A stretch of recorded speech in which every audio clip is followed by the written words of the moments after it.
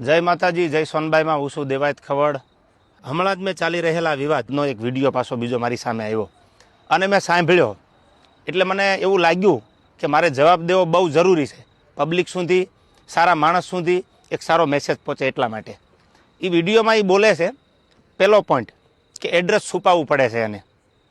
તો મારે એડ્રેસ કેમ છુપાવવું પડે ભાઈ?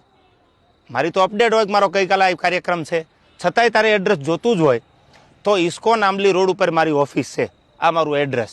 ઓકે, બીજી વાત, પ્રશ્ન બીજો કે 200 લોકોને સાથે લઈને ફરે છે।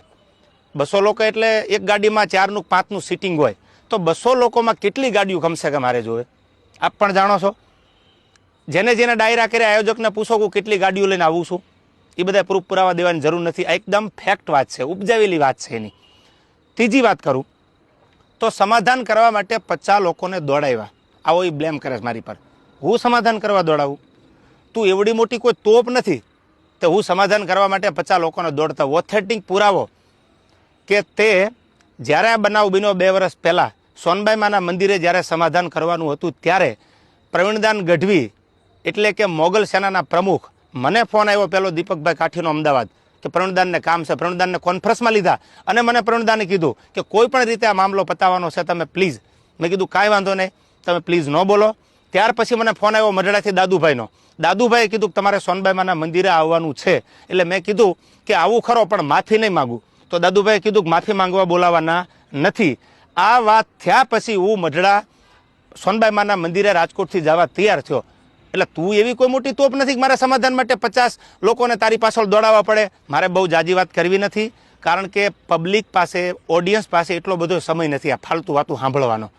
પણ મારે પ્રૂફ આપવું એ મારા માટે અગત્યનું જરૂર લાગ્યું। મારો કિંમતી સમય સાહિત્યમાં, મારા જે પ્રેક્ષકો છે એને સારી વાતું સંભળાવવામાં કે સાહિત્યની 2 વાતું નવી આપવામાં છે। એટલે મને આ બધી ફાલતુ વાતોમાં એટલો બધો ઇન્ટરેસ્ટ નથી। રહી વાત બીજી સંસ્કારની, તો સંસ્કારની વાત રહેવા દે ભાઈ। બધાના સંસ્કારની બધાને ખબર છે, જે મુઠ્ઠી બાંધેલી છે એને ઉઘાડી ન કર, ઉઘાડી હવા ખાય।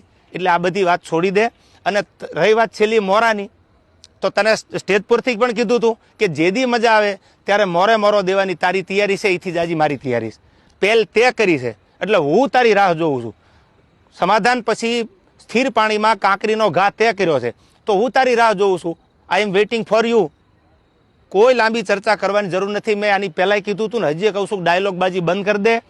તારી રાહે રાહ છે, પહેલ તે કરી છે, મેં નથી કરી। તને જ્યારે મજા આવે ત્યારે મારી ઓફિસ છે ઇસ્કોન આંબલી રોડ ઉપર અમદાવાદ, તો ભલે। બાકી તને મારા બધા એડ્રેસ તારી સાથે જે બેસે છે એ મારી સાથે બેસે છે, એની બધી ખબર છે, પૂછી લેજો। ઓકે, રહી વાત બીજી મઢડાની કે જ્યારે સમાધાન મને દાદુભાઈ બોલાવ્યો એટલે મેં કીધું કે માના દરબારમાં માથી મોટું મારા માટે કોઈ હોય નહીં। મારા માટે જે કાંઈ છે, હું જેના ઉપર વિશ્વાસ અને શ્રદ્ધા રાખું છું એ સોનબાઈ માનું મંદિર છે, એટલે મેં માફી માંગી લીધી। નો ડાઉટ વાત પૂરી થઈ ગઈ। ત્યાર પછી એવું બોલ્યો કે સમાધાન પછી આ ભાઈએ ચાળા કર્યા છે। એક પણ ચાળાનો વિડીયો બતાવી દે, ઓડિયો બતાવી દે, તો હું માનું કે તું સાચો છો। દૂધનું દૂધ અને પાણીનું પાણી, આ બધોય જવાબ સાંભળનારા 18 વરણે આપી દીધો છે। મને તો એટલું યાદ આવે કે સોનબાઈ માના સાનિધ્યમાં સમાધાન થયા પછી આ વસ્તુ જે બની ખોટી છે, જે કરવું હોય એ વેલકમ। જય માતાજી।